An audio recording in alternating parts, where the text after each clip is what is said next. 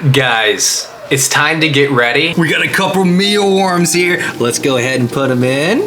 Here's one little guy. Oh, he got him! Look at him munch on that mealworm. For another. And guys, as far as water changes go, normally I only change water every 2 weeks. Depending on the tanks, my fry tanks, I normally change every single day.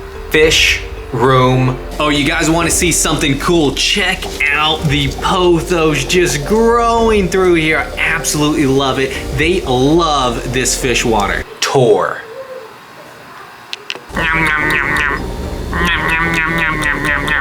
Guys, I'm really excited about this fish room tour. So this is my fish room. I've been working on it this summer, slowly getting it to where I want it to be. But for you guys who have a fish room, you know that the work is never really done. Now let's talk about how many tanks I have in here. Now I have 3 racks and 2 standalone tanks inside my garage here for maybe about 22 tanks I believe I have in this fish room. A ton of breeding projects going on, scaping projects, and then also collecting fish. Here's one of the fish that I collect. This is my pet. This is a hairy puffer. Absolutely love this fish. Is my favorite fish in the fish room. We're going to show more about him. I do lots of plant propagating. I breed shrimp, live bears, killifish, rainbow fish. There's all sorts of fish that we're going to show you inside this fish room. Some are scaped well, some are more of a breeding setup. But let's go ahead and start with my favorite fish. This is Harry. He is a hairy puffer and he looks very hungry right now. So I'm going to go ahead and feed him here in a second. But this is his tank. Now, he has a sand bottom substrate because he does bury himself on occasion. But mine doesn't do that all that often. Mine prefers to nestle in between rocks or in between pieces of wood. And that's kind of how he will camouflage himself. Now, he did look kind of hungry, so I wanted to put in a live fish so you guys can kind of see how this, fish will hunt. Now, guys, if you are not into live feeding in the next few seconds, make sure to look away. But Harry is incredible. Look at that. Look at that speed. Now, what he does is he sucks in all the water, and the water goes out into his mouth and like out his gills. And obviously, once he catches the fish, it's food. But this is Harry, a really cool ambush predator. Now, in addition to live food, he also eats frozen food. So a normal diet normally consists of mealworms, earthworms. I feed him live shrimp. I feed him grocery jumbo shrimp. You can feed him crabs as well, but he also loves live feeding. Now, I don't do live feeding too much with Harry just because I really love my fish and I'm not big into live feeding. But on occasion, I do think it's necessary as it kind of stimulates him intellectually. And fish that are a little bit faster kind of puts him in more of a hunt mode where he has to pursue something. He doesn't get bored, and it just stimulates him intellectually. And I think it's definitely worth feeding live food to certain fish. But that's not his staple food by any means.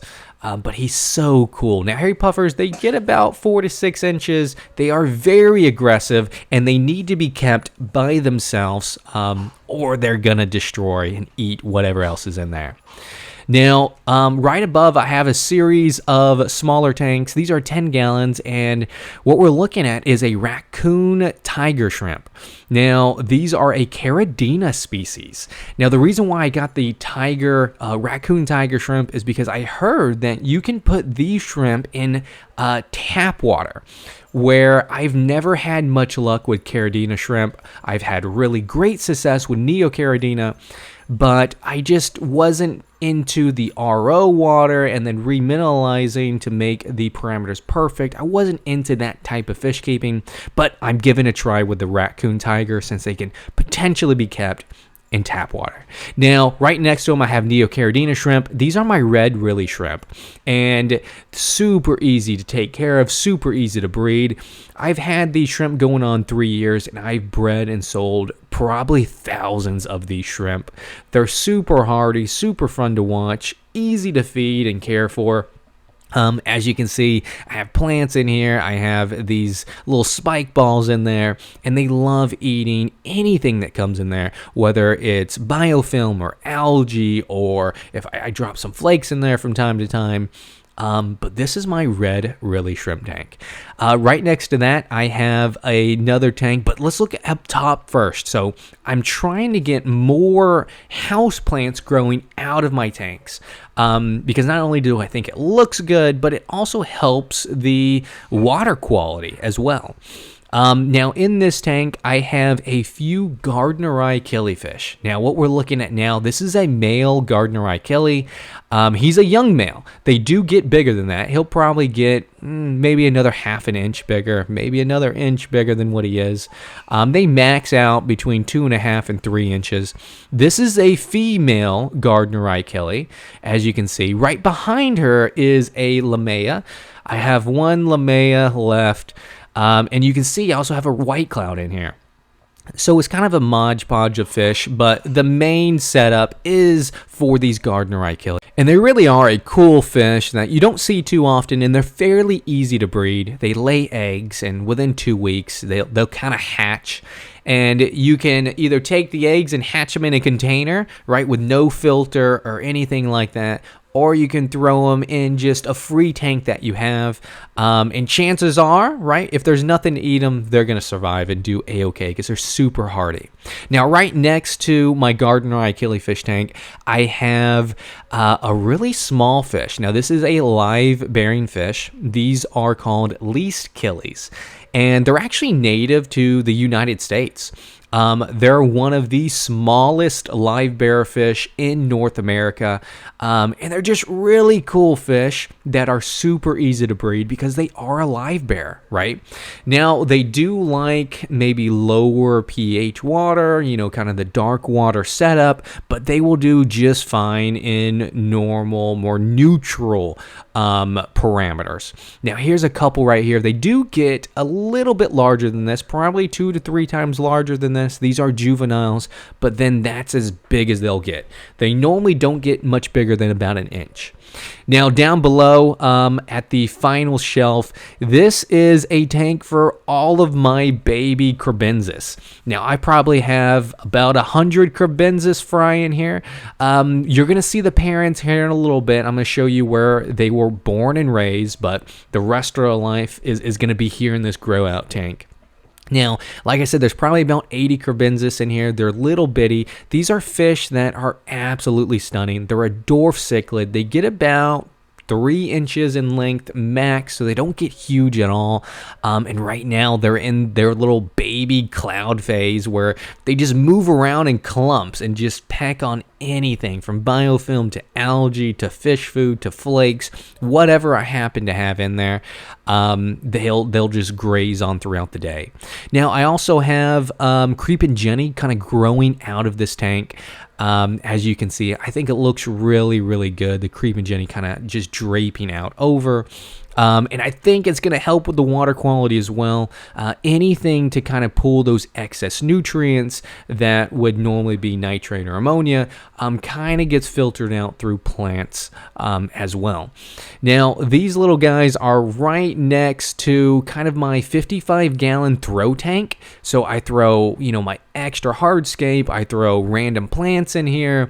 And I have some random fish in here. I got a lot of snails that I feed to my puffer in here. But a lot of my orange sparkle Medaka rice fish in here. Now, in the back, the filtration here is actually a matin filter. And I'm going to talk a little bit more about what a matin filter is, but that's what this filtration consists of here. If we look at it, I just have it on the floor, and this is a used tank, right? The brace is broken, so since it's in the garage, it doesn't have to be pretty. I'm using a clamp to kind of do what the brace would have done. I also have plants growing out of this tank. I don't know what this plant is. I don't know what it's called, but it's doing very well. And then this plant I was told is called Croton. I believe that's how you pronounce it. But a pretty cool plant that I've been growing for maybe about 3 years now. It's really colorful. There's some greens, there's some purples, there's some reds, at times there's some yellows, and it's just a really good looking plant. Now, I also want to show you some other house plants I have growing out of the fish tank. And so if we look above Harry's tank, there is some pothos just growing out of this tank, and it's loving the water, it's loving the light. And if you look down here, look at the root system on this pothos, guys. Like, it is really getting its roots in the water, because that's where all the nutrients is at, which means it's pulling a ton of nutrients out of the water and help clean it as well. Now, this 5-gallon is actually just a messy tank. I don't really have anything in here, and it's going to be a grow out tank for houseplants is what I want that tank to be. And in the back there, you can kind of see there's some red nerve plant growing, so a lot of houseplants. All right, guys, I get a lot of questions about filtration, so I'm going to show you what I have going on filtration wise in the fish room in my garage here. So I have 2 main filters. I'm going to turn this around. First is this guy right here. This is an air pump that pumps air to all the sponge filters, so that one air pump is powering all of these 2 tanks, that tank, and then this tank over here. This tank has a matin filter. So what a matin filter is just a big old sponge sheet with a power head or something that pushes water that allows circulation to pass through that sponge back there. But most tanks are powered just from that guy right there. So the way it works is it pumps air, and then there's a splitter up here, and then that splitter sends lines to each of these sponge filters down here. And you can see this one's going, so that's kind of how it works. And then on the other side, it's the same thing. So all of these tanks over here are powered by this sponge filter. You can see this power head here, and you can see this one has like 12 nozzles on it. So that one's powering 1, 5, 6, 7, 8, 9, 10, 11, 12 tanks. Some of them have more than one sponge filter in it just to help keep things going, but that's the filtration. Guys, if you enjoy the content that I've been putting out, consider showing your support by hitting that subscribe button or smashing that like button. And if you really enjoy the content we've been putting out, consider showing your support by buying some merch at thedirtytank.com. The item of the week this week is the Dirty Tank hat. I think it looks great. It's the custom tan color, the old-fashioned kind of dad hat. But I appreciate you guys, and back to the show. Now, guys, no fish room is complete without a spot to kind of sit and like watch and observe all your fish. Now, I have a few different seats in here. I got some that are comfortable, some that I work out in, but this seat here is just the perfect distance from some of my fish tanks to where I can see my fish, but I'm not close enough to where the fish are skittish, and so I'm able to take really great photographs of my fish from this tank, or if I'm having like a cup of coffee, or I'm just hanging out, maybe reading a book. Like, sitting in this area is just absolutely perfect. Now, up next, we have a 40-gallon breeder.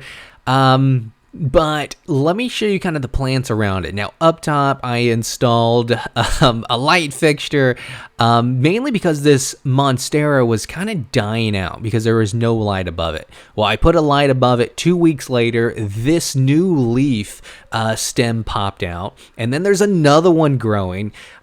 So they definitely need some light. And look at the root structure here. Like, it's helping keep this water clean and clear and healthy for the fish that I have in here.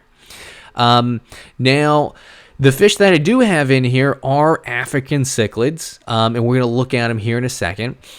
This is a palm plant that I have. It's also benefiting from the light above, and I water it with fish water. Now, I do have a few jewel cichlids in here that I bred myself. I've been slowly selling these guys, so I probably only have a handful left. All the way in the back, you can kind of see them, but when I had a large school of them, they were very active and outgoing, but as I started selling them and there's less and less fish, they're very skittish now and they mainly hide. But right here, I actually have a Placo. Now, I threw in 2 Placos. I thought one was male, one was female, and I may have been right. They may have some eggs in there. They may have some babies in there. I don't know, but that'd be cool to see. Here's a shot of one of my jewel cichlids kind of hiding out. All the time I find baby clouds of jewel cichlids because they lay eggs all the time. But here is my second rack. This one only has 3 fish tanks on it. Up top is a breeder tank. This is a 40-gallon breeder, and I do breed Crebensis out of this tank. I have a pair of Crebensis. Here is Mama Crebensis right there. A beautiful, beautiful fish. And actually, here's one of the babies. Now, I thought I took out all the babies, right? You saw previously I had a whole cloud of Crebensis. There's probably a few babies still hanging out in here. But what will happen, the Crebensis are really, really great parents until they have another batch of fry. And so once they are raising their first batch of fry, maybe about a month or a month and a half later, they'll forget about them and they're cave spawners. So they go into a cave, which have plenty of coconut huts there, and they'll lay sticky little eggs on the roof of the cave. So they've laid eggs in this coconut here, and what they'll do is they will just fan them and protect them, and then once they hatch in their wiggler phase, they'll bring food into the hut that they can kind of feed on, and then once they're free swimming, they will take their little fish, their little babies, on field trips all around the tank so that they can graze. It's really, really quite a sight to see. It's absolutely amazing. Oh, and here's Dad Crebensis.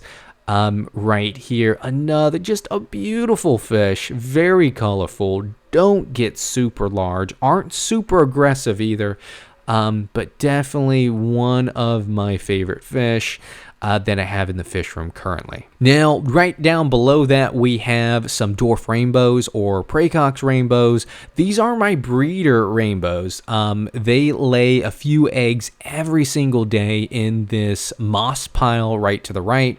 Now, there isn't a whole lot in this tank, and the main reason is because they are egg scatterers, and the more stuff I have in the tank would just mean that I can't control where the eggs lay. So this is a more of another breeding style tank. It's more of a bear style tank, but it's really easy to breed these guys. You just need mainly an empty tank with a ball of moss. And then what I do is every Monday, I take the moss and I put it in this tank or the tank next to it. These baby fish will hatch out because these are actually baby rainbows, right? So these are maybe a month and a half old rainbows. They grow really slowly. Over here is like newborn rain. Oh, we see one. So I was able to get one on camera. We're able to see it, but they're so tiny. This one's probably about a week old. But it's really easy to breed them. I just take the moss ball, put it in here, leave it in there for a week, and then I put it back in the other tank, and it just rotates that way.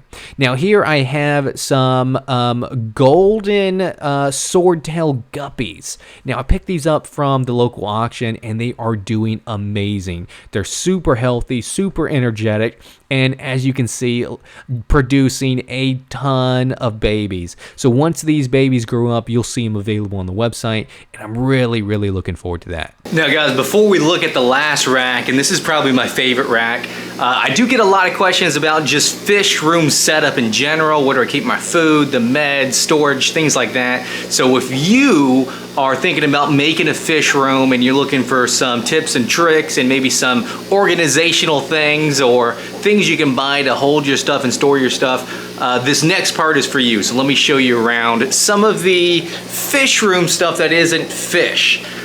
First we have this rack here.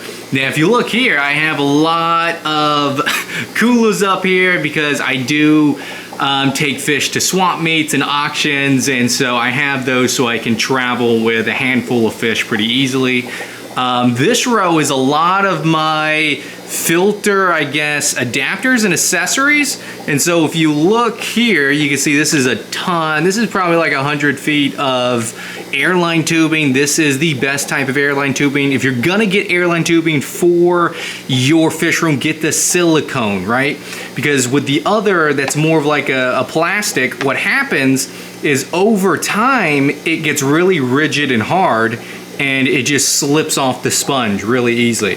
So these just last so much longer. The same thing will happen to these, but not as quickly. And they got all types of adapters in here for splitting the airflow and whatnot. But that's generally what's up here. I also have a photography tank, which is a little tank that I put fish in that are hard to picture when I first get them in, so I can list them for sale on the website. Or if they're a really unique fish, I put them in here so I can get amazing photographs that I can share with everyone. And then of course you gotta have your what do you call, fire extinguisher. Safety first, guys. But the second row is kind of a mess. So all of this is extra lights. Believe it or not, I got so many extra lights.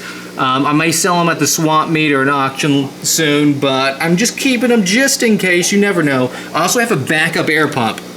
So I have 2 air pumps, one right here powering all of these, and then 1 air pump up there powering all of these tanks.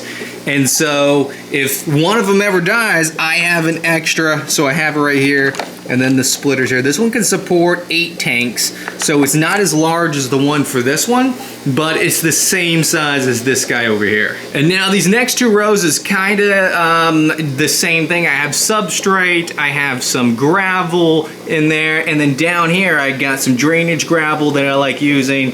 I got some cool sand, the sand that I really like, Supernaturals, love it. I have some African cichlid sand, so this one actually buffers the pH a good bit. So if you guys are getting a specific fish that likes hard water, well, this is the easy way to maintain high pH. Now, some cichlids really love hard water. Some fish in general love hard water. Easy way to get that. I also have crushed coral because it's the same thing, it buffers the water. But I specifically use crushed coral in all my shrimp tanks, specifically Neocaridina shrimp.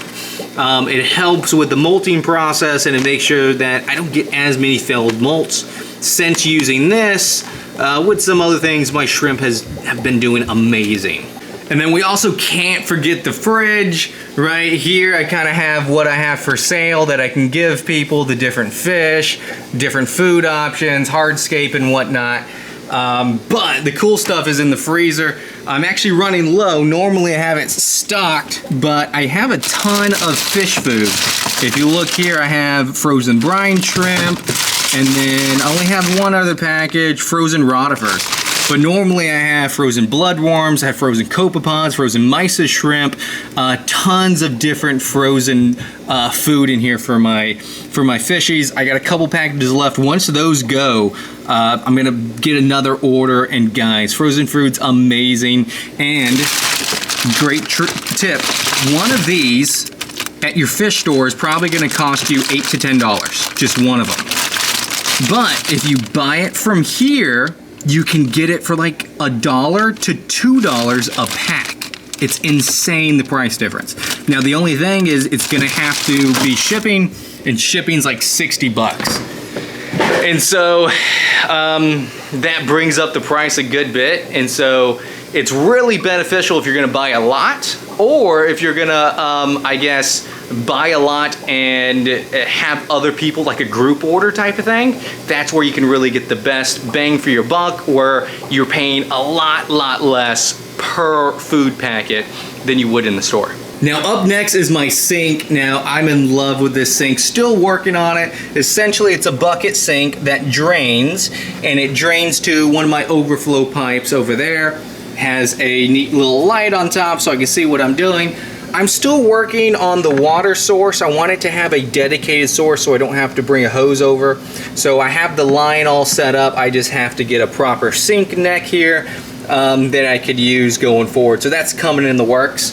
But it all stems from and this is how I do my water change. I had a plumber put in a line that connects to my main water line, and this allows me to put water to this sink, but it also allows me to put water to this hose, which is kind of how I do my water changes. And then this area over here, this is where I keep all my food and medicine. So you can see I got the huge tubs of food, like an absolute ton. This is the staple food that I feed. I feed this 2 to 3, 4 times a week, and I feed frozen food the other days. Up here I got smaller containers of different types of food. I use almost exclusively, I use this for my fry. This is spirulina powder. And a lot of people say that baby brine shrimp is the #1 fry food. I say it's spirulina.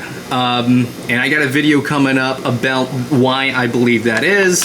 So stay tuned for that. And then I got other types of food in here, you know, frozen, freeze-dried brine shrimp and different foods like that.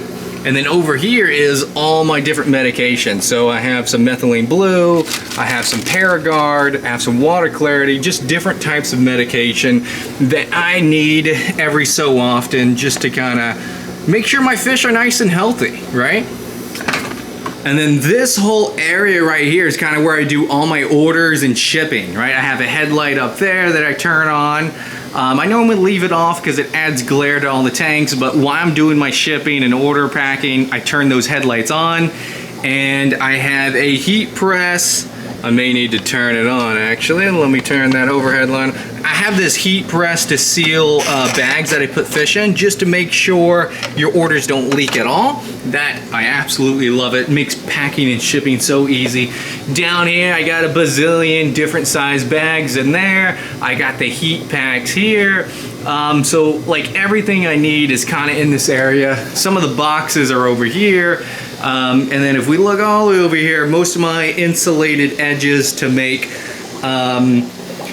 package where I'm able to ship them and keep the temperature consistent. I have these foam insert boards just to make sure the heat stays consistent or the temperature stays consistent whenever the fish is coming your way.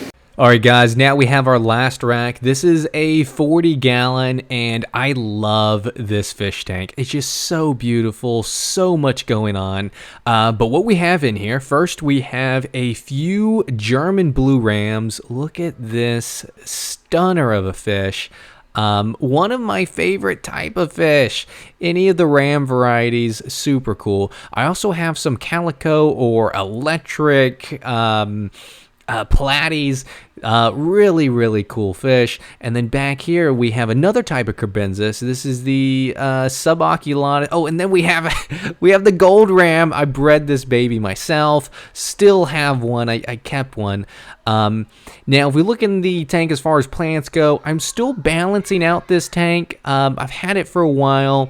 And every time you change things, you have to rebalance it. So I have a little bit of a hair algae outbreak, but all the plants are doing really, really well. There's really only 2 types of plants. There's this stem plant. I don't know the name of it. If you guys know the name of this stem plant, let me know because it's amazing. And then I also have jungle val. But you can see some of the rams kind of, hanging out within the plants themselves. I absolutely love seeing fish just explore all throughout the plants and the hardscape. And then the platies, the whole school of platies, I absolutely love them. So much activity, so friendly. They're not hiding, right? They're out in the open. So just a really great setup, I think, that I have here. Now, right below that, we have a 10-gallon. Now, these are orange Medaka rice fish, but I also have a few black Medaka in there. There may be a couple blues, a couple whites. And then to the right here, these are, they look like guppies, but they're actually called a yellow belly live bearer. I picked these up at my local auction, and they're pretty cool. I have 2 pairs, so there's 4 in total, 2 males and 2 females. And they are a live bearing fish. Very pretty with these blotches of yellow, especially on their underside. Good looking fish. Now, in addition to that, I also have pygmy Corydoras in here. I got got a small school in here, and I'm hoping to colony breed them. I got a ton of these snail shells just scattered throughout, a ton of leaves just jammed in there, and then that way the babies, whenever the pygmy corridors do have them, they'll be able to hide within all that stuff so they survive and don't get eaten. Now in the next tank, I have some more rice fish. These are some more assorted rice fish that I have in here, but I also have some guppies. Now these guppies I actually got from a customer, a regular customer that comes in and buys fish or plants from me. We actually did a trade. So if you're in the Charlotte area and you want some new fish, but you don't want to spend money, I take trades as well. I got these cool looking guppies from that guy. Now below on the last rack here, I already showed you my dwarf rainbows. But in this tank is actually, these are quarantine tanks, and these are guppies that I picked up at my local auction. They were just a bag of mutt guppies. You can't beat a bag of mutt guppies. And then right next to them, I have this beautiful Pistogramma hongsloi. This is a male. Now, it used to be a pair, but I lost the female a while ago. But the male is still doing amazing, and it's such a beautiful fish. Like, it just feels graceful. It's a really, really good looking fish. Now guys, if you have a female, let me know. I'm interested in buying one because my buddy here needs. All right guys, and that's gonna wrap up the fish room tour, guys. I hope you guys enjoyed this video. Let me know in the comment section what was your favorite tank, and if you have a fish room of your own, let me know some tips and tricks that you have for storage and maintenance and all that. I would love to hear it because I'm always working on my fish room to make it that much better looking, that much more efficient. But until next time, guys, I'll see ya.